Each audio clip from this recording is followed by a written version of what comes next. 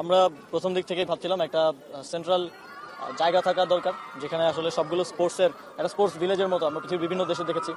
যে দেশগুলো স্পোর্টসে ভালো করেছে, চায়নাতে ইয়াটা আছে।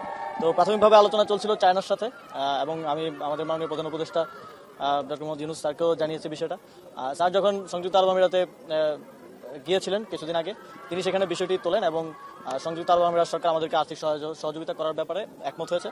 তবে যেহেতু আমরা ক্রীড়া বিকেন্দ্রীকরণের কথা বলছি, সেই জায়গা থেকে 8টি বিভাগে 8টি স্পোর্টস হাব করার ব্যাপারে সিদ্ধান্ত হয়েছে। এখন মন্ত্রণালয় কাজ করছে, মন্ত্রণালয় আরো ডিটেইল ডিজাইনিং করে আমাদের কি পরিমাণ আর্থিক সহযোগিতা লাগবে সেটা আমরা জানাবো, এবং আশা করি যে আগামী অর্থ বছরেই আমরা কাজ শুরু করে দিতে পারবো স্পোর্টস হাবে।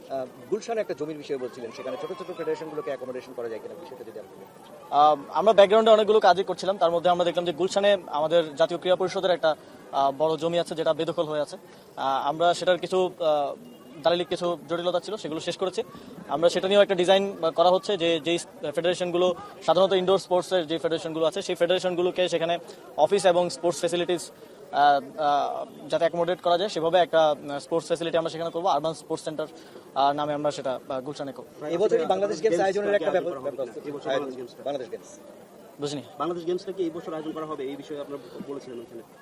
এই বিষয়ে আমরা কথা বলছি, আমরা দ্রুতই আপনাদেরকে জানাতে পারবো আশা করি। আমার একটু জানা ছিল আসলে এই বঙ্গবন্ধু স্টেডিয়াম জাতীয় স্টেডিয়ামে মাননীয় 10 জুন একটা খেলা হওয়ার কথা পরিকল্পনা করতেছে বাংলাদেশ ফুটবল ফেডারেশন। এখন বাংলাদেশ ফুটবল ফেডারেশন এইটা কি আপনার জাতীয় ক্রীড়া পরিষদের পক্ষ থেকে এটা কবে নাগাদ ঘোষণা করতে পারে যে জাতীয় স্টেডিয়ামে আপনার হামজা চৌধুরী ম্যাচ সিঙ্গাপুরের বিপক্ষে যে কাজ অলমোস্ট শেষ। আমার তাবিদের সাথে অলরেডি কথা হয়েছে।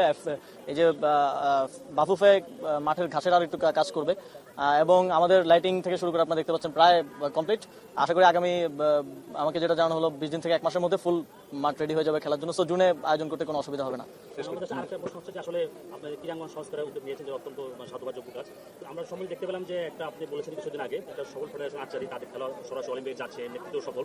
আপনার একটা কমিটি প্রকাশ করলেন, তারপর দেখলাম 24 ঘন্টার মধ্যে কমিটির বদল হলো, এবং কমিটির বদলের পেছনে দেখলাম যে সার্চ কমিটির আহ্বায়ক তিনি হুমকি দিলেন যে আসলে কমিটি তাদের না। আসলে সার্চ কমিটির সাথে মন্ত্রণালয় বা ক্রীড়া পরিষদের দূরত্ব কেন? না, কমিটির বিষয়টা একটু সমন্বয়ে হয়েছে। আর আমাদের একটা পলিসিগত সিদ্ধান্ত ছিল যে কোনো ফেডারেশনে কেউ সর্বোচ্চ পদে 2 বারের বেশি থাকতে পারবে না। তো সেই জায়গা থেকে কমিটিটা পরবর্তীতে আবার পরিবর্তন করতে হয়েছে, এবং আমরা সমন্বয় করছি সার্চ কমিটির সাথে। আপনারা জানেন সার্চ কমিটির যেই কার্যপরিধি, তারা মন্ত্রণালয়কে কমিটির প্রস্তাবনা করবে, এবং এটা প্রস্তাবনা, সার্চ কমিটি চূড়ান্ত না, মন্ত্রণালয় চূড়ান্ত কমিটি দিবে। আপনারা জানেন এখানে অনেকগুলো বিষয় আছে যেগুলো আমাদেরকে দেখতে হয়। অনেকের রাজনৈতিক পরিচয়, কেউ পূর্ববর্তী ফ্যাসিবাদের সাথে জড়িত, এবং আমরা অনেকগুলো ফেডারেশনের লোকজনকে সরাসরি রাজপথে গণঅভ্যুত্থানের সময় হামলায় অংশগ্রহণ করতেও দেখেছি, তাদেরকে তো আমরা দিতে পারি না। সেই জায়গা থেকে মন্ত্রণালয় এগুলোকে আরো ভালোভাবে পর্যবেক্ষণ করার মাধ্যমে কমিটিটা চূড়ান্ত করবে। এটা হচ্ছে